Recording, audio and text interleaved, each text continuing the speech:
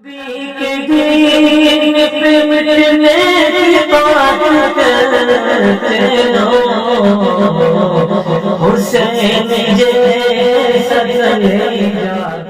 بالله من الشيطان الرجيم.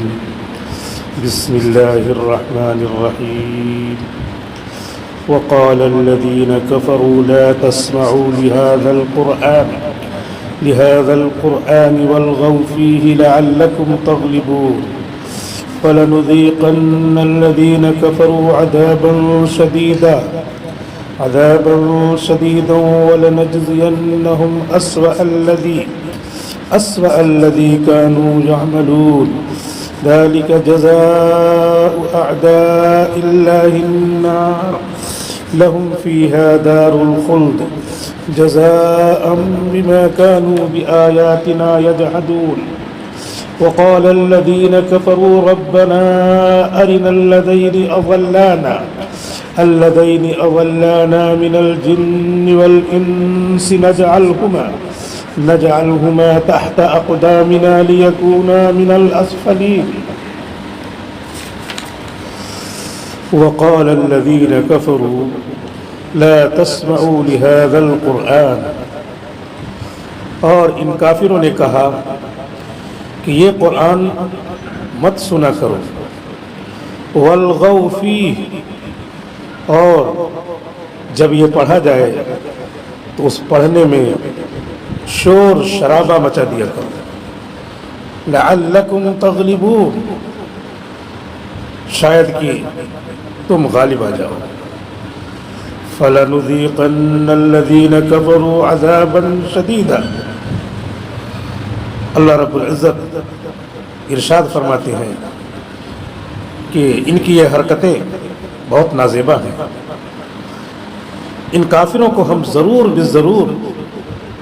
ان حرکتوں کی وجہ سے سخت عذاب کا مزہ چکھائیں گے. وَلَنَجْزِيَنَّهُمْ أَسْوَأَ الَّذِي كَانُوا يَعْمَلُونَ، اور ہم ان کو ضرور بدلہ دیں گے ان کی ان تمام بری حرکتوں کا بدلہ. ذَلِكَ جَزَاءُ أَعْدَاءِ اللَّهِ النَّارِ، ان اللہ کے دشمنوں کا یہی بدلہ ہے، جلتی ہوئی آگ، آتش سوزاں میں یہ داخل ہوں گے. لَهُمْ فِيهَا دَارُ الْخُلْدِ، ان کے لیے جہنم میں ہمیشہ رہنا ہوگا، وہی ان کا ہمیشگی کا گھر ہوگا. جزاء بما كانوا بآیاتنا یجحدون، یہ جہنم میں داخل ہونا ان کا یہ بدلہ ہوگا ان کے اعمال کا کہ ہماری آیتوں کا انکار کرتے تھے. وقال الذين كفروا ربنا أرنا الذين أضلانا من الجن والإنس. کافر لوگ جب جہنم میں داخل ہو جائیں گے اور وہاں عذاب دیا جائے گا تو مارے غصے کے کہیں گے اے ہمارے رب، ہمیں ان لوگوں کو دکھا دیجیے جنہوں نے ہم کو گمراہ کیا اور ہم آج آگ میں جل رہے ہیں، جو انسانوں میں سے بھی تھے اور شیاطین میں سے بھی تھے. نجعلہما تحت اقدامنا، ہم ان کو اپنے پیروں تلے رونٹ ڈالیں. لیکونا من الاسفلین، تاکہ ان لوگوں نے ہمیں جو بہکایا تھا آج یہ ذلیل لوگوں میں سے بن جائے. ان الذين قالوا ربنا الله ثم استقاموا تتنزل عليهم الملائكة. اس کے برعکس وہ لوگ جو ایمان والے ہیں اور جو کہتے ہیں کہ ہمارا رب اللہ ہے، پھر اس بات پر ڈٹے رہتے ہیں، عبادتیں کرتے ہیں، پریشانیاں جھیلتے ہیں، تو ان پر اللہ کے فرشتے نازل ہوتے ہیں اور کہتے ہیں اللہ تخافوا ولا تحزنوا وابشروا بالجنہ، کہ تم خوف نہ کھاؤ، ڈرو نہیں اور غمزدہ بھی نہ بنو، اور اس جنت کی خوشخبری سن لو. التی کنتم توعدون، جس کا تم سے دنیا میں وعدہ کیا جاتا تھا. نحن اولیاؤکم فی الحیاة الدنیا وفی الآخرہ، ہم فرشتے تمہارے ساتھ ساتھ چلتے رہتے تھے، تمہاری مدد کرتے تھے دنیا کی زندگی میں بھی اور آخرت میں بھی تمہاری مدد کریں گے۔ وَلَكُمْ فِيهَا مَا تَشْتَهِي أَنفُسُكُمْ، اور فرشتے کہیں گے کہ تمہارے لیے اللہ کی طرف سے یہاں جنت میں وہ ساری نعمتیں ہوں گی جن کو تم چاہو گے۔ وَلَكُمْ فِيهَا مَا تَدَّعُونَ، اور جنت میں تمہارے لیے وہ ساری نعمتیں ہوں گی جن کو تم چاہو گے، جن کو تم طلب کرو گے۔ نُزُلًا مِّن غَفُورٍ رَّحِيمٍ، یہ مہمانی کا کھانا ہوگا اللہ کی طرف سے جو غفور الرحیم ہے، گناہوں کو بخشنے والا ہے، ہمارے حالات پر ترس کھانے والا ہے، رحم فرمانے والا ہے۔ سورۃ حامیم السجدہ کا یہ چوتھا رکوع ہے جس کی تلاوت کی گئی اور ترجمہ آیا۔ اب ایک ایک آیت کی تفسیر عرض کی جاتی ہے۔ اللہ تعالیٰ اس رکوع کی پہلی آیت میں ارشاد فرماتے ہیں کہ مکہ میں جو حضور صلی اللہ علیہ وسلم موجود ہیں اور قرآن نازل ہو رہا ہے، اور حکم ہے کہ قرآن کی آیتوں کو ان لوگوں کے سامنے سنا دیجیے تاکہ یہ لوگ بھی یاد کر لیں اور اس کے معنی سمجھ کر کے اس پر عمل کریں۔ تو آپ یہ کام کر بھی رہے ہیں کہ قرآن کی آیتیں جیسے جیسے اترتی ہیں ویسے ویسے آپ بلا کر کے مسلمانوں کو سنا دیتے ہیں، اور کافروں کے پاس بھی جا جا کر کے آپ قرآن کی آیتیں سناتے ہیں، تو اس میں بہت سارے لوگ مسلمان ہو جاتے ہیں، کیونکہ قرآن کریم کی آیت میں، قرآن کریم کے حکم میں بڑی طاقت ہے، بڑی کشش ہے۔ قرآن کا جو حکم ہے وہ حکم بولتا نہیں ہے لیکن اپنے اندر لوگوں کو جذب کر لیتا ہے۔ جیسے لوہا ہو اور میگنیٹ ہو، مقناطیس، چمبک، تو میگنیٹ کے سامنے لوہا آنا چاہیے، بس میگنیٹ کچھ بولتا نہیں، لوہے کو اپنی طرف کھینچ لیتا ہے۔ تو قرآن کریم کے اندر اور قرآن کریم کے احکام کے اندر یہ طاقت ہے کہ وہ لوگوں کے دلوں کو اپنی طرف کھینچ لیتا ہے۔ نماز آپ پڑھتے ہیں، کوئی دوسرا دیکھتا ہے مسلمان ہے تو وہ بھی جو ہے سوچتا ہے کہ میں نماز کیوں نہیں پڑھتا، مجھے تو پڑھنا چاہیے، مسلمان وہ بھی ہے، مسلمان میں بھی ہوں۔ تو وہ دیکھ کر کے جو دل میں پیدا ہوا، وہ دل میں اسلام کی طاقت کی وجہ سے پیدا ہوا، وہ اسلام کا حکم نماز ہے، وہ نماز کھینچ رہی ہے۔ اور اگر پیاسے کے سامنے، جس نے نماز کبھی دیکھی نہ ہو، اس کے سامنے نماز پڑھی جائے تو اور زیادہ نماز کھینچتی ہے۔ اسی وجہ سے کبھی سفر میں نماز پڑھے، کبھی ایسی جگہ میں نماز پڑھے جہاں پر لوگوں نے نماز دیکھی نہیں ہے، تو ان کے دلوں کو اور زیادہ مائل کرتی ہے نماز، کیونکہ نماز کے اندر میگنیٹ جیسی، مقناطیس جیسی کشش ہے۔ اور صرف نماز نہیں، نماز کے تمام حکموں میں کشش ہے، لیکن شیطان بھی ساتھ میں لگا ہے۔ شیطان سوچتا ہے کہ اگر یہ اس کے ساتھ چلا گیا تب تو یہ دونوں جنت میں چلے جائیں گے، میں اکیلے جہنم میں رہوں گا، لہذا موقع یہی ہے اس کو بہکاؤ۔ اس کو بہکاتا ہے، ارے یہ نماز پڑھ رہا ہے، تمہارے ملک میں، تمہاری زمین میں نماز پڑھ رہا ہے، پکڑو اس کو۔ وہ بھی سوچتا ہے کہ میرا کاروبار خراب ہو جائے گا، تو اس کو شراب پلواتا ہے، شراب پی کر کے آئے گا۔ یہ بھی شیطان ہی اس کے دماغ میں ڈالتا ہے کہ شراب پینا چاہیے، اس کے دماغ میں نہیں آتا تو دوسرے کے دماغ میں آتا ہے، اس کو شراب پلاؤ۔ اب شراب پی کر کے جب نشے میں چور ہوتا ہے تب جو ہے نمازی کے اوپر حملہ آور ہو جاتا ہے۔ یہ کیوں حملہ آور ہوتا ہے؟ شیطان اس پر حملہ کرتا ہے۔ الم تر انا ارسلنا الشیاطین علی الکافرین، 16ویں پارے میں اللہ تعالیٰ نے فرمایا ہے کہ آپ نے دیکھا نہیں، دیکھیے نکل کر کے، ہم نے کافروں کے اوپر شیطانوں کو مسلط کر رکھا ہے۔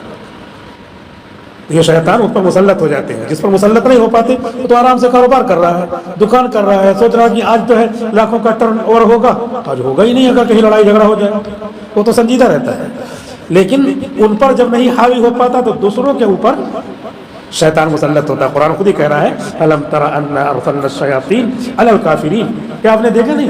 روز دیکھیے مسجد کے سامنے باجا بجاتے ہوئے نکل جائیں گے، وہ شیطان ان کو اکساتا ہے. ہم نے شیاطین کو کافروں کے اوپر مسلط کر رکھا ہے، وہ ان کو موقع مل جاتا ہے، ان کو اکساتے ہیں، وہیں پہ باجا بجائیں گے. الم تر انا ارسلنا الشیاطین علی الکافرین تعزهم عزا، کافروں کو بھڑکاتے رہتے ہیں. یہ قرآن کہہ رہا ہے، جیسے ابھی قرآن اتر رہا ہو اور آج کے حالات ہی میں قرآن کہہ رہا ہے کہ کیا دیکھا نہیں آپ نے؟ دیکھیے اب تو اور زیادہ ان کے حالات بن رہے ہیں اور سمجھ رہے ہیں کہ یہ زمین ہماری ہے، یہ ملک ہمارا ہے. ان الارض للہ، زمین اللہ کی ہے. یورثها من یشاء، اللہ تعالیٰ جس کو چاہتا ہے دیتا ہے. زمین کسی کی نہیں ہے. بیٹھے بیٹھے زمین چھوڑ کر کے آگ کے حوالے ہو جاتے ہیں، مٹی کے حوالے ہو جاتے ہیں، قبر کے حوالے ہو جاتے ہیں. ان الارض للہ یورثها من یشاء، زمین اللہ کی ہے، جس کو اللہ تعالیٰ چاہتے ہیں دیتے ہیں. آزمانے کے لیے دے دیتے ہیں کہ تھوڑا آپ حکومت کرو. اتنی زمین ہے، اتنی زمین پہ مکان بنا لو. اتنی زمین ہے، اس پہ فیکٹری بنا لو. اتنی زمین ہے، ہم دیکھتے ہیں کہ تم اللہ کے بندوں کی، اللہ کی مخلوق کی کتنی مدد کرتے ہو، کتنا خیال کرتے ہو. یہ آزمانے کے لیے دیتے ہیں. لنبلوکم ایکم احسن عملا، تاکہ ہم آزمائیں تم میں سے کون آدمی اچھا عمل کرتا ہے. سب سے اچھا عمل کیا ہے؟ اللہ کو مان کے ایمان لے آؤ، مومن بن جاؤ. اگر اتنا نہیں کر سکتے تو بہت سارے لوگ ایسے ہیں جو ایمان والے نہیں ہیں لیکن جانوروں پہ ترس کھاتے ہیں، انسانوں پہ ترس کھاتے ہیں، غریبوں پہ ترس کھاتے ہیں، لیکن ایمان والے نہیں ہیں. آزماتا ہے اللہ تعالیٰ. اس آزمانے کی وجہ سے ان کے نیک اعمال کا بدلہ ہی نہیں اسی دنیا میں دے دیتا ہے اگر وہ ایمان والے نہیں ہیں. اور ایمان والے اگر ہیں تو دنیا میں بھی بدلہ دیتا ہے اور ایمان کے بدلے میں آخرت میں بھی بدلہ دے گا.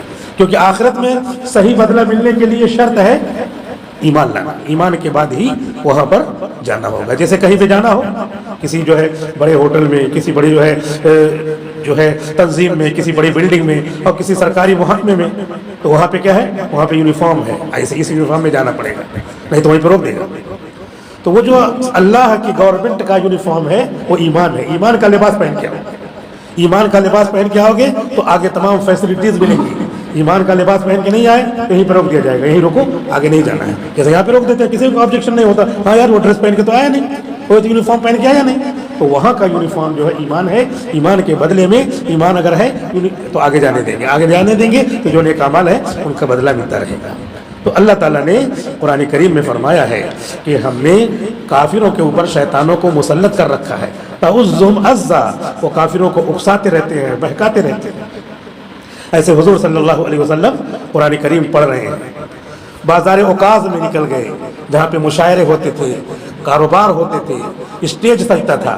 تو حضور کو بھی 40 سال کی عمر میں نبوت مل گئی تھی، قرآن اتر رہا تھا. آپ بھی جاتے تھے بازاروں میں، ان سے ملاقات کر رہے ہیں، سنا رہے ہیں قرآن کی آیت، انما الہکم الہ واحد، تمہارا خدا ایک خدا ہے، تم نے کیوں 360 خداؤں کو خانہ کعبہ کی دیواروں پہ لٹکا رکھا ہے، سمجھاتے تھے. اب قرآن کریم جب حضور پڑھیں گے تو اس میں کتنی کشش ہوگی. یہاں دنیا میں ہم الٹا سیدھا بھی پڑھتے ہیں تب بھی لوگ ناراض ہوتے ہیں کہ اچھا قرآن پڑھ رہا ہے، نماز پڑھ رہا ہے، اور جو ہے یہ پبلک پلیس میں ہم تو سب کچھ کر سکتے ہیں اپنے دھرم کی چیزیں. اسلام میں طاقت ہے، تم مت کرو، تم تو کھینچ لے جاؤ گے. ہم تو کھینچ نہیں پاتے ہیں، پیسہ ویسا دے کر کے بھی نہیں کھینچ پاتے ہیں، اور تمہاری اسلام میں کشش ہے، تم کھینچ لے جاؤ گے تو اس کو نہیں کرنے دیں گے. ہم تو کہاں پہ بھی کریں گے، پارلیمنٹ میں بھی کریں گے، اور جو ہے ایوان زیر اور ایوان بالا سب جگہ کریں گے، لیکن تم پبلک پلیس بھی نہیں کر سکتے. کیوں؟ کشش ہے.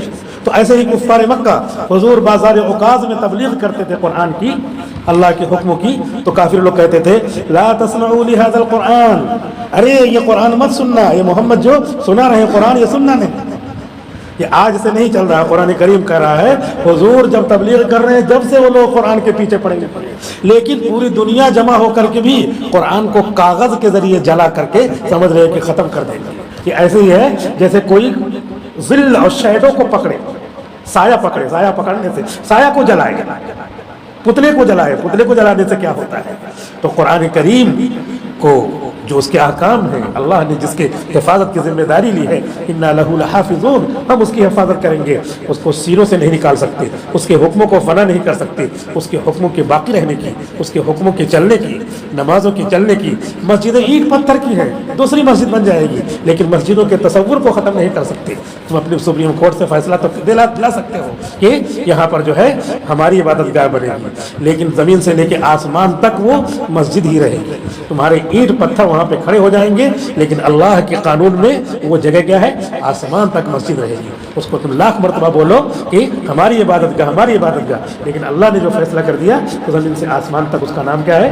مسجد सीधी मस्जिद है। सोने का नाम रख दो खाना, तो सोना खाना नहीं बन जाएगा, सोना सोना ही रहेगा। सोने का नाम रख दो पीतल, तो पीतल के नाम रखने से वो पीतल नहीं रहेगा, वो सोना ही रहेगा। सोने का नाम रख दो लोहा, तो तुम्हारे लोहा नाम रखने से वो गोल्ड गोल्ड ही रहेगा, वो गोल्ड जो है आयरन नहीं बनेगा। नाम रखने से नहीं कुछ होता, हकीकत नाम रखने से नहीं बदल जाती।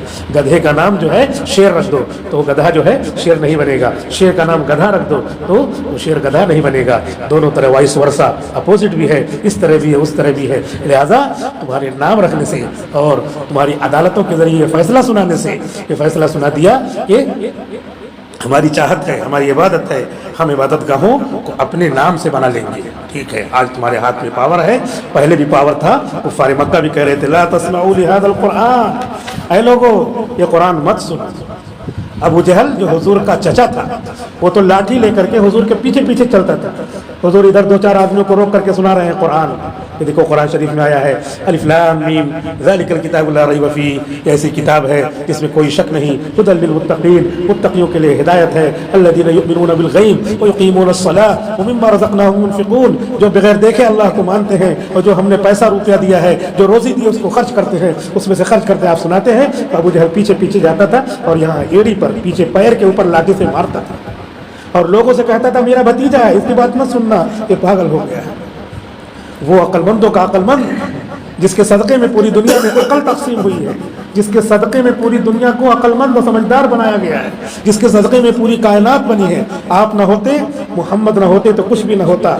अगर मोहम्मद ना होते ये सब अल्लाह ताला नहीं बनाता। उस मोहम्मद को उनका चचा क्या बोल रहा है, ये पागल है, दीवाना है, और लोगों से कहता मेरा भतीजा है, तुम लोग नहीं जानते ये दीवाना हो गया है। लेकिन अल्लाह के रसूल तकलीफें बर्दाश्त करते थे, एड़ी लहू लुहान हो जाती थी, पूरा जो है खून से लथपथ हो जाती थी, फिर भी आप लोगों को कुरान सुनाते रहते थे। वो कुरान सुनाया, इन लोगों ने पूरी कोशिश किया कुरान को मिटाने की, लेकिन 1400 साल हो गए, 1445वां साल चल रहा है। अब ये आएगा ज़िलहिज्जा आएगा, तो उसके बाद जब मुहर्रम आएगा तो 1446वां साल लग जाएगा। 1400 साल हो गए उसके पीछे लगे हुए हैं इसको ख़त्म करने के, लेकिन ख़त्म नहीं कर सके। ये तो ऐसे ही है कुरान को ख़त्म करना, जैसे है कोई ट्यूबलाइट को नीचे से फूके, ट्यूबलाइट को फूके, बुझ जाए तो बुझेगी ट्यूबलाइट। पूरी दुनिया कहेगी अहमक है, बटन दबाओ तब ट्यूबलाइट बुझेगी, बटन दबाओ तो बल्ब बुझेगा। ये कुरान करीम ऐसी ट्यूबलाइट है, कुरान करीम ऐसी रोशनी है जिसका स्विच अल्लाह के हाथ में है, वहां से चालू कर दिया है वो चलता रहेगा।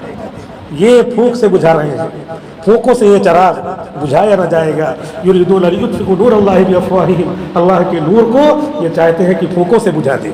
व यअबल्लाहु इल्ला अन युतिम्मा नूरहु, मगर अल्लाह ताला इनकार कर रहा है। अल्लाह ताला ने तय कर लिया है कि इस नूर को, इस ट्यूबलाइट को, इस बल्ब को हमें क़यामत तक लेकर के जाना है। लिहाजा वो जाएगा। तुम्हारी फूंक ऐसी है जैसे कोई नीचे बैठ करके ट्यूबलाइट और बल्ब को फूके, ऐसे उस वक्त भी ला तस्माउ लिहाज़ल कुरान, इस कुरान को न सुनो, वल्गौ फीही, इसमें शोर मचा दिया करो। मस्जिद के सामने से गुजर रहे हैं, खूब गाजे बाजे शोर शराबा हंगामा गाना, ये सोच रहे हैं लअल्लकुम तग़लिबून, ताकि तुम गालिब आ जाओ। गालिब आओ, शोर से थोड़ी गालिब आना होता है, हकीकत नहीं बदली जाती। तुम्हारे शोर करने से चिल्लाओ चिल्लाओ तो सोना क्या है, मिट्टी है, मिट्टी है, मिट्टी है, मिट्टी है। वो तो जब भी सोना के पास ले जाएंगे कहेगा नहीं तो सोना है। तो एक तोला जो है कितने में मिलेगा, 70,000 रुपए का एक तोला मिलेगा। लोग तो चिल्ला रहे मिट्टी मिट्टी मिट्टी, उनके चिल्लाने से नहीं कुछ होता। इस्लाम को जो है बदनाम करने से कुछ नहीं होता। इस्लाम जो है इन्हें अखलाक से फैला है। अल्लाह के रसूल कुछ नहीं कह रहे हैं, अभी अल्लाह का हुक्म नहीं है कुछ बोलने का। 13 साल मक्के की जिंदगी आपकी है, उसमें तकलीफें बर्दाश्त कर रहे हैं, उलट के जवाब नहीं दे रहे हैं। आले यासिर उनके घर वाले, सुमैया, उन सब को जो है तकलीफें पहुंचा रहे हैं उनके आका। और हुजूर गुजरते हैं तो वो शिकायत करते हैं, हुजूर फरमाते हैं इस्बिर या आला यासिर, ऐ यासिर के घर वालों सब्र करो, अभी सब्र करने का मौका है, सब्र करो। जब अल्लाह ताला मौका देंगे, वक्त आएगा तो फिर तुम्हारा सब्र रंग लाएगा। लिहाजा भी जो अल्लाह का हुक्म है उस पर डटे रहो। हम तो अल्लाह के हुक्म से ही हर काम करते हैं, हमारा हर काम अल्लाह के हुक्म से होता है। लिहाजा अभी अल्लाह का हुक्म नहीं है, अल्लाह का हुक्म जब होगा तब हम करेंगे। अल्लाह का हुक्म रोकने का है तो जाएंगे, अभी तुम लोग सब्र करो। अभी आंखों से आंसू बहाने का हुक्म है, आंसू बहाओ। अभी रोने का हुक्म है, अभी रो। अभी इंतकाम लेने का हुक्म नहीं है, अभी इंतकाम मत लो। और इस्लाम तो इतना अच्छा और इतना उसके कानून इतने ज़्यादा लोगों की रियायत करने वाले हैं कि आप सुन करके हैरान होंगे कि इस्लाम का कानून ऐसा। اسلام کا قانون اتنا شاندار کہ اگر کسی آدمی کے باپ کو کوئی مار دے، بیٹے کو کوئی مار دے، بھائی کو کوئی مار دے، بیوی کو کوئی مار دے، ختم کر دیا، اور اس کے بعد جو ہے یہ اس کے انتقام میں اس کو مارنے جا رہا ہے، یعنی پورے گھر والوں کو ختم کر دیا اور یہ اس کے انتقام میں کیا کر رہا ہے، اس کو مارنے جا رہا ہے، اور وہ کافر ہے، وہ پڑھ رہا ہے لا الہ الا اللہ محمد الرسول اللہ، صرف جان بچانے کے لیے پڑھ رہا ہے لا الہ الا اللہ محمد الرسول اللہ، اس کی یہی نیت، پھر بھی اسلام کا قانون یہ ہے کہ اب اس کو تم نہیں مار سکتا۔ حقیقت میں اس کے دل سے پوچھو کہ میں نے اسی لیے پڑھا ہے کہ میں تاکہ مارنا نہ چاہوں، اوپر سے مسلمان ہونے کے لیے میں نے پڑھا ہے، تو اوپر سے بھی مسلمان ہونے کے لیے اگر کوئی پڑھتا ہے تو اسلام کہتا ہے کہ بھلے سے تمہارے باپ کو اس نے مارا، بھلے سے تمہارے بھائی کو مارا، بھلے سے تمہاری بیوی کو مارا، بھلے سے تمہارے خاندان کو ختم کر دیا، لیکن جب اس نے کہہ دیا لا الہ الا اللہ محمد رسول اللہ، چاہے جان بچانے کے لیے کیا ہو، تم نہیں مار سکتے۔ یہ اسلام کی تعلیم ہے۔ کہ لوگوں کو معلوم نہیں کہ اسلام اتنا اچھا مذہب ہے، اس کے یہاں تو ایک آدمی کو بغیر غلطی کے مارنا ایسا ہے جیسے قتل الناس جمیعا، تمام انسانیت کو مارنا ہے۔ تو اسلام کسی کو بے گناہ مارنے کا حکم نہیں دیتا، یہ ہے جس نے ایک خون کیا کأنما قتل الناس جمیعا، پوری انسانیت کا خون کیا، یہ اسلام ہے۔ ورنہ مسلمانوں میں موب لنچنگ ہوتی ہے، تو ایک آدمی دوسرے کا بدلہ لے، ایک کے بدلے ایک، پورے کو نہیں، اس لیے وہ خطرہ ہمیشہ لگا رہتا ہے کہ اللہ کا حکم کہیں نہ ٹوٹے۔ اس اللہ کے حکم کو نہ توڑنے کے لیے یہ مسلمان جو ہے اللہ کے حکم کو بچانے کے لیے، اس پر عمل کرنے کے لیے کہ آنکھیں بند ہوں گی تو آخرت میں ہم کو جواب دینا ہوگا، کچھ بولتا نہیں ہے۔ لعلکم تغلبون، تاکہ تم غالب آ جاؤ، تمہارے شور شرابے سے غلبہ ہونے والا نہیں ہے۔ آخرت میں جب مر کر کے جائیں گے تو وہاں پہ پتہ چلے گا کہ کس کا کامیابی میں نام آ رہا ہے، کس کا ناکامی میں نام آ رہا ہے۔ اللہ تعالیٰ فرماتے ہیں کہ وَمَنْ أَحْسَنُ قَوْلًا مِّمَّنْ دَعَا إِلَى اللَّهِ فَلَنُذِيقَنَّ الَّذِينَ كَفَرُوا عَذَابًا شَدِيدًا۔ یہ کافر لوگ ابھی کچھ کر نہیں، تم مت بولو، صبر کر جاؤ، ابھی جو ہے ہم جب یہ مر کر کے ہمارے پاس آئیں گے ہم ان کو زبردست عذاب دیں گے، سیویئر چیسٹائزمنٹ، خطرناک قسم کا عذاب دیں گے۔ وَلَنَجْزِيَنَّهُمْ أَسْوَأَ الَّذِي كَانُوا يَعْمَلُونَ، اور ہم ان کو وہ بدلہ دیں گے جو بری بری حرکتیں کرتے تھے، کہ ان کو یاد آئے گا کہ ہم کو اے اللہ دنیا میں دوبارہ بھیج دیجیے، دوبارہ بھیج دیجیے، ہم وہاں نیک کام کر کے آئیں گے، لیکن دنیا میں دوبارہ آنا نہیں ہوگا۔ اللہ نے طے کر لیا ہے کہ ایک مرتبہ تم کو دنیا میں موقع دے دیا، 50 سال کی، 60 سال کی، 70 سال کی زندگی، اس زندگی میں تم کو جو نیک کام کرنا ہے وہ کر لو، بعد میں تم کو پھر دوبارہ واپسی نہیں ہوگی۔ ذالک جزاء اعداء اللہ النار، یہ جہنم میں داخل ہونا، وہاں کی سزائیں پانا، یہ اللہ کے دشمنوں کا بدلہ ہے۔ اللہ کا دشمن کیسے ہے؟ اللہ کی زمین پہ چلتا ہے اور اللہ کو برا بھلا کہتا ہے، اللہ کی ہوائیں لے کر کے سانس لیتا ہے اور اللہ کو برا بھلا کہتا ہے، اللہ کی دھوپ کو، اللہ کے سورج کی دھوپ کو لیتا ہے اور اللہ کو برا بھلا کہتا ہے، تو اس سے بڑا دشمن کون ہوگا؟ پھر اللہ تعالیٰ بارش برساتے ہیں تو اپنے دشمن پہ بارش برساتے ہیں، اپنے دوست پہ بارش برساتے ہیں، جو اس کا نام لیتا ہے ادب سے، وضو کر کے، نہا کر کے اللہ کا نام لیتا ہے، اس کے کھیت میں بھی بارش ہوتی ہے، اور جو اس کو گالیاں دیتا ہے، خوب جو ہے پانی پی پی کر کے اللہ تعالیٰ کو برا بھلا کہتا ہے، اس کے کھیت میں بارش ہوتی ہے۔ سورج نکلتا ہے تو اللہ کے دشمنوں پر بھی کے کھیت میں بھی دھوپ آتی ہے اور اللہ کے دوستوں کے کھیت میں بھی دھوپ آتی ہے، اللہ تفریق نہیں کرتا۔ لیکن جب آنکھ بند ہو جائے گی تو اللہ تعالیٰ کہہ رہے اعداء اللہ النار، ان کے لیے اب یہی جہنم ان کی سزا ہے۔ وَلَنَجْزِيَنَّهُمْ أَسْوَأَ الَّذِي كَانُوا يَعْمَلُونَ لَهُمْ فِيهَا دَارُ الْخُلْدِ، ہمیشہ اس جہنم میں رہنا ہے، وہاں سے ہٹنا نہیں ہے۔ لہذا اللہ کا فضل ہے کہ ایمان لانے والے قابل تعریف ہیں، قابل ستائش ہیں، کہ ان کے لیے ہمیشگی کی جنت ہے۔ جو ابتدائی اعمال ہیں ان اعمال کی سزا بھگتنے کے بعد، اگر انہوں نے گناہ کیا ہے ان گناہوں کی سزا بھگتنے کے بعد پھر اللہ تعالیٰ ان کو ہمیشہ کے لیے جنت میں لے آئیں گے۔ اور جو کافر لوگ ہیں جزاء بما كانوا بآیاتنا یجحدون، کفر کی وجہ سے، اللہ کے نہ ماننے کی وجہ سے، اپنے محسن کا انکار کرنے کی وجہ سے اللہ تعالیٰ ان کو ہمیشہ جہنم میں رکھیں گے۔ وقال الذین کفروا، اللہ تعالیٰ جہنم کا منظر کھینچتے ہیں کہ کافر لوگ جب جہنم میں جائیں گے تو آپس میں لڑیں گے، جیسے دنیا میں شرابی لوگوں کو دیکھ لیجئے، آپس میں لڑتے ہیں، تو نے کیوں ایسا کیا، وہ کہہ رہا تو نے ایسا کیوں کیا، دوسرے لوگ ان کی لڑائی کو سن کر کے یہ کہہ کے چلے جاتے ہیں ان کے پاس سے، ارے اس نے جو ہے شراب پی ہے، اس نے پی رکھا ہے، جانے دو اس کو۔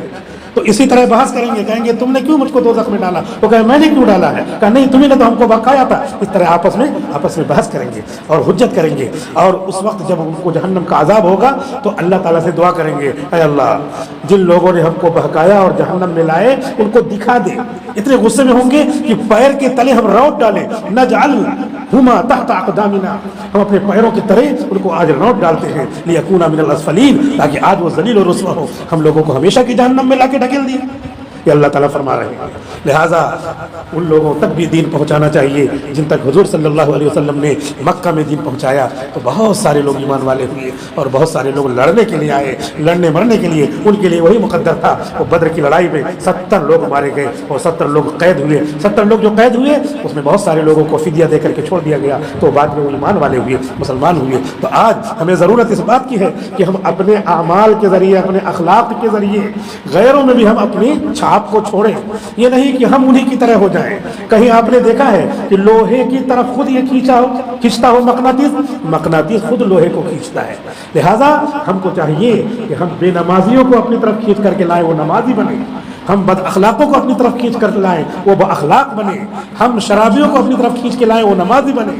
نہ یہ کہ شرابیوں کو دیکھ کر کے ہم بھی جو ہے شرابی بن گئے, نماز چھوڑنے والوں کو دیکھ کر کے ہم بھی وہیں رک گئے, ارے بعد میں پڑھ لیں گے. بعد میں پتہ چلا کہ ان کے ساتھ رہتے ہوئے ہم نے نماز چھوڑ دی اور اس کے بعد سونے کا ٹائم ہو گیا, چلی گئی نماز, ہو گئی. تو ہمارا حال ایسا ہو گیا ہے کہ ہم باطل کی طرفدار ہو گئے ہیں, ہم ان کی طرف چلے جاتے ہیں. حالانکہ ہمارا کام یہ تھا کہ مقناطیس کی طرح قرآن سب کو اپنی طرف کھینچتا ہے. تو ہمارے اعمال ایسے پختہ ہونے چاہیے تھے کہ ہم ان کو اپنی طرف کھینچ کر کے لائیں, ہم اس کی طرح نہ بنیں. آج کل حالات کیا ہیں؟ آج کل حالات یہ ہیں کہ لوگوں کے اخلاق کو, ان کی تہذیب کو, ان کے پہناوے کو, ان کی چیزوں کو دیکھ کر کے ہم بھی انہی کی طرح ہو جاتے ہیں, تاکہ لوگ جو ہے ہم کو انہی کی طرح کڑا پہنیں گے تاکہ دیکھنے میں لگے کہ یہ بھی کیا ہے, غیر مسلم ہے. انہی کی طرح بال رکھیں گے تاکہ پتہ چلے یہ انہی کی طرح ہے. انہی کی طرح کپڑے پہنیں گے تاکہ یہ لگے کہ انہی کی طرح ہے. یہ کیا ہو گیا؟ یہ ہو گیا کہ کفر نے ہم کو کھینچا. حالانکہ چاہیے یہ تھا کہ ہم صاف ستھرے رہتے ہیں. ہمارا بال یا تو بڑا بڑا رہے تو برابر رہے سنتی, اور چھوٹا چھوٹا رہے تو سنتی. پورے سر کا بال برابر رہنا چاہیے. ہم لوگ جو ہے انہی کو دیکھا دیکھی کیا ادھر کنارے کنارے چھوٹا کرا لیتے ہیں اور بیچ میں بڑا. یہ بالکل کیا ہے؟ حرام ہے. حضور نے اپنے زمانے میں منع کیا تھا. نہى النبی صلی اللہ علیہ وسلم عن القزع, حضور صلی اللہ علیہ وسلم نے قزع سے منع کیا. ایک بچہ تھا, بلایا آپ نے, کہا یہ بال تمہارے ادھر کنارے کنارے کیوں چھوٹے اور بیچ میں بڑے ہیں؟ وہ کچھ نہیں بولا. حضور نے کہا اس کے باپ کے بلا, باپ کو بلایا, کہا یہ بال اس کے کیوں تم نے ایسے بنا رکھے, یہ تو حرام ہے. اس کا بال بالکل سب برابر کر دو, پورا کٹاؤ تو چھوٹا چھوٹا رہے تو برابر رہے, بڑا بڑا رہے تو برابر رہے. جو سنتی بال ہوتا ہے تو دونوں سنت ہے, چھوٹا ایک برابر رکھنا یہ سنت ہے. تو اب ہماری کوشش کیا ہونی چاہیے؟ ہم لوگوں کو یہ پیغام دیں کہ ادھر آؤ, حق کی طرف آؤ. جیسے بہت سارے ہم نے پیغامات دیے ہیں, وہ پیغامات کیا ہے؟ مسافہ ملانا. ہماری طرح لوگ مسافہ ملانے لگے, گلے ملنا, ہماری طرف لوگ گلے ملنے لگے, یہ ہم نے دیا ہے. تو ہم چھوڑ کر کے ان کی طرح کرنے لگے.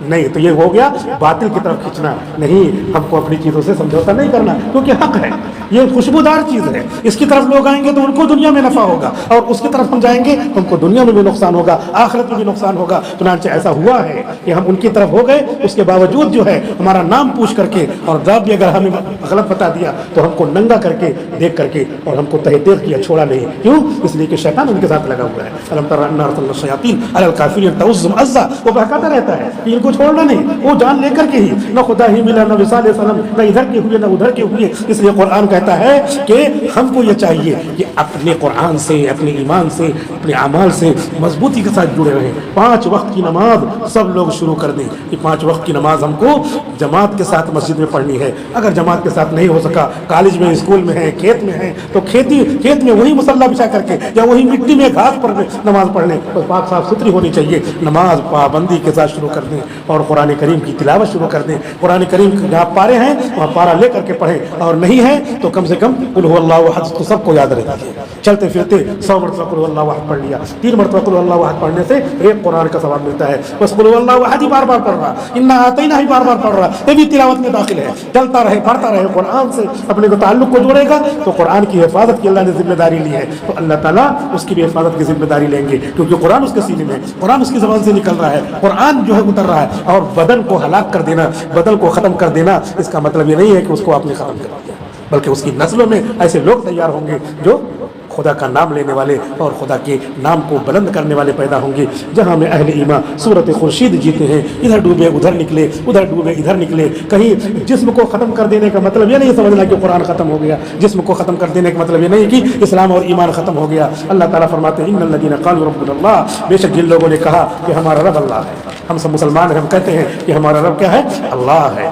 اللہ تعالیٰ کہہ رہے ہیں کہ ایسے لوگوں کے لیے وہ جمع ہے کہ ہم اس پر جمع رہیں گے، مرتے دم تک اپنے بچوں کو جمائیں گے، خود بھی جمع رہیں گے، اور جیسا بھی ہو جو بھی پریشانی آئی اس راستے میں اس کو جھیلیں گے. کافر سارے لوگ جمع ہو گئے اور حضور صلی اللہ علیہ وسلم کی شکایت چچا سے کیا کہ ان کو کہہ دو کہ کلمہ چھوڑ دے، لا الہ الا اللہ محمد رسول اللہ چھوڑ دے. حضور کون ہے؟ نہ ابا ہیں، نہ اماں ہیں، نہ والد ہیں، نہ والدہ ہیں، دادا بھی نہیں ہے. حضرت خدیجہ جو بیوی ہیں، اہلیہ ہیں، جو مالدار خاتون تھی وہ بھی نہیں ہے، کوئی نہیں. چچا ہے اکیلے. چچا سے شکایت کیا کہ ان کو کہہ دو لا الہ الا اللہ کہنا چھوڑ دو، نہیں تو پھر جو ہے ہمارے حوالے کر. حضرت محمد عربی صلی اللہ علیہ وسلم جو بھتیجے ہیں، چچا بلا رہے ہیں، خواجہ ابو طالب بلا رہے ہیں، کہہ رہے ہیں کہ بھتیجے مجھ کو زیادہ پریشانی میں مبتلا نہ کرو. ایسا جملہ کہا عربی میں جس سے حضور نے سمجھا کہ شاید اب چچا بھی میرا ساتھ نہیں دے گا. اب چچا اگر اس طرح کہے، پورا ماحول کیسا ہو، اپنے اگینسٹ میں ہو، سراؤنڈنگ پوری کیسی ہو، اپنے خلاف ہو، تو ایک بچہ جو بڑا ہے لیکن بچہ بچہ ہی رہتا ہے. ماں باپ کے سامنے، چچا کے سامنے ہمیشہ جو ہے چاہے جتنی عمر کا ہو جائے وہ بھتیجا بھتیجا ہی ہے، وہ جذبات وہی جذبات ہے. تو حضور صلی اللہ علیہ وسلم نے دیکھا کہ میرے چچا بھی اب لگ رہا میرا ساتھ نہیں دیں گے، تو آپ کی آنکھوں میں آنسو ڈب آئے اور آپ نے اپنے چچا سے کہا کہ چچا جان، یہ لوگ سورج کو جو ناممکن ہے، لیکن اگر ناممکن کو ممکن بنا کر کے جائیں آسمان پر، سورج کو توڑ کر کے لائیں اٹھا کے اور لا کر کے میرے داہنے ہاتھ پر رکھیں، اور چاند جس کو لانا ناممکن ہے لیکن وہ بھی اگر ممکن بن جائے، پاسبل ہو جائے، اس کو لا کر کے توڑ کر کے میرے بائیں ہاتھ میں رکھیں. یہ لوگ دونوں تم اس کے مالک ہو. اور ان دونوں کو دے کر کے کہیں کہ محمد لا الہ الا اللہ کہنا اور لوگوں سے کہلوانا چھوڑ دو. تب بھی میں چھوڑنے والا نہیں ہوں. یہ اللہ کا حکم ہے، اللہ کا دین ہے. ان یتم نورہ، اللہ تعالیٰ اس دین کی لائٹ کو پوری دنیا میں پہنچا کے رہے گا. جب دیکھا خواجہ ابو طالب نے اپنے بھتیجے کا یہ عزم، یہ پختہ ارادہ، یہ فرم بلیف، پختہ عقیدہ، تو کہنے لگے کہ بھتیجے جاؤ اپنا کام کرو اور جو ہے کوئی تمہارا کچھ نہیں کر سکتا. تو یہی اللہ نے کہا تم استقاموا. جن لوگوں نے کہا کہ اللہ ایک ہے، ہمارا رب ہے، پھر اس پہ جم گئے. جو بھی پریشانی آئیں گے جھیلیں گے. اللہ کے رسول کیا کہہ رہے ہیں کہ جو بھی پریشانی آئیں گی، چچا آپ ساتھ دیں یا نہ دیں، یہ لوگ سورج اور چاند لا کے بھی رکھ دیں کہ اب یہ کام چھوڑ دو، لیکن میں چھوڑنے والا نہیں. لہٰذا آج کل کے حالات میں، اور ہمیشہ جب بھی حالات بدلتے ہیں ان سب حالات میں اسی استقامت کی ضرورت ہے. اللہ تعالیٰ کہہ رہے جو ایسا کرتا ہے تتنزل علیہم الملائکہ، فرشتے اس پر اترتے ہیں، فرشتے اس پر اترتے ہیں. میں نے گزشتہ تفسیر میں بتایا تھا کہ ادھر مظفر نگر کے علاقے میں جو ہے غیروں نے ایک بستی کو گھیر لیا، اس میں 2-3 مسلمان کا گھر ہے صرف، اور باقی صاحب دوسرے. اب ان کو ختم کر دیں گے، جلا دیں گے. ایک بوڑھا مسلمان چھت پہ کھڑا ہوا، چھت پہ چڑھ گیا اور چڑھ کر کے وہاں سے دعا کر رہا ہے، اے اللہ اب آپ کی مدد کی ضرورت ہے. ظاہر سی بات ہے اب وہ کتنی توجہ سے دعا کر رہا ہوگا، کیونکہ اب تو گھر پھونکنے سب آ ہی گئے ہیں. تو وہ کہہ رہا ہے کہ اللہ بس آپ کی مدد کی ضرورت ہے. کہہ رہے ہیں کہ خود وہ بوڑھا اور جو لوگ حملہ کرنے آئے تھے دیکھ رہے ہیں کہ آسمان سے فرشتے گھوڑے پہ بیٹھ کر کے اور جو ہے صافہ دستار باندھ کر کے اور جو ہے چمچماتی ہوئی تلوار لے کر کے اتر رہے ہیں سب کو. تو آج ہمارا خود دعا کرنے کا جتنی پختگی کے ساتھ ہم کو دعا کرنا چاہیے اتنا کر ہی نہیں رہے ہیں. ہمارا دل تو پتہ نہیں کہاں ہے پر الفاظ زبان سے ادا ہو رہا ہے. تو ثم استقاموا، جمنے کی بات ہے. ہم جم کر کے اللہ کو اللہ ہی سمجھ کر کے اور عبادتوں میں جو طاقت ہے اس کو سمجھ کر کے کہے تتنزل علیہم الملائکہ، تو فرشتے اترتے ہیں. قرآن کہہ رہا ہے تو کہتے ہیں اللہ تخافوا ولا تحزنوا، ڈرو نہیں، غمزدہ نہ ہو، ابشروا بالجنہ. اگر تم شہید بھی ہو گئے تو تمہیں دنیا میں جنت کی بشارت، اور بچے تو فرشتے اللہ بھیجیں گے اور تم بچو گے. الذی کنتم توعدون نحن اولیاؤکم فی الحیاۃ الدنیا. ہم دنیا کی زندگی میں فرشتے کہہ رہے ہیں ہم دنیا کی زندگی میں تمہارے مددگار ہیں اور آخرت میں مدد کریں گے. وَلَكُمْ فِيهَا مَا تَشْتَهِي أَنفُسُكُمْ، اور آخرت میں جب جاؤ گے تو تمہاری جو طبیعت چاہے گی، جو طبیعت چاہے گی وہ سب ملے گا. وَلَكُمْ فِيهَا مَا تَدَّعُونَ، جو منگواؤ گے وہ سب ملے گا. جو لباس چاہیے، جو کھانا چاہیے، جو رہنے کی چیز چاہیے سب ملے گا. جنت میں پسینہ ہوگا تو خوشبو نکلے گی. استنجا کی ضرورت ہوگی تو ایک خوشبو نکلے گی، بس استنجا نہیں کرنا ہے. بیت الخلاء کی ضرورت ہوگی، بیت الخلاء وہاں نہیں ہوگا، وہاں پہ سب چیزیں ختم. اور کوئی چیز کھا کے پھر اس کے بعد دوبارہ کھانے کی طبیعت چاہے گی، تو بدن کیا ہے، یہاں کہتے پیٹ بھرا ہوا نہیں کھا سکتے، وہاں پہ کھاتے جائیے. بدن ایسا بنایا اللہ تعالیٰ نے، جنت میں ایسا بنائیں گے وہاں پہ کھاتے جائیے. کبھی یہ طبیعت نہیں ہوگی یہاں پہ تھوڑا کھا لیا، چاہے وہی کھایا چاہے جتنا لذیذ ہو، نہیں بھائی پیٹ بھرا ہوا، وہاں پہ پیٹ بھرنے کا سوال ہی نہیں. کھاتے جائیے، آرام کرتے جائیے. وَلَكُمْ فِيهَا مَا تَدَّعُونَ نُزُلًا مِّنْ غَفُورٍ رَحِيمٍ. یہ تو اللہ کی میزبانی ہوگی، اللہ تعالیٰ وہاں پہ میزبان ہوگا، ہم مہمان ہوں گے، غفور الرحیم میزبان ہوگا. لہذا وہ کیا کیا کھلائے گا وہ اللہ تعالیٰ بتاتے ہیں کہ نبی کریم صلی اللہ علیہ وسلم نے فرمایا کہ تمہارے لیے جس کو کانوں نے سنا نہیں ہوگا، آنکھوں نے دیکھا نہیں ہوگا، وما خطر علی قلب بشر، اور کسی انسان کے دل پر اس کا خیال نہیں گزرا ہوگا، وہ سب نعمتیں ملیں گی. لہذا یہاں پہ ذرا سا استقامت کی ضرورت ہے. اللہ تعالیٰ عمل کرنے کی توفیق عطا فرمائے. وآخر دعوانا الحمدللہ.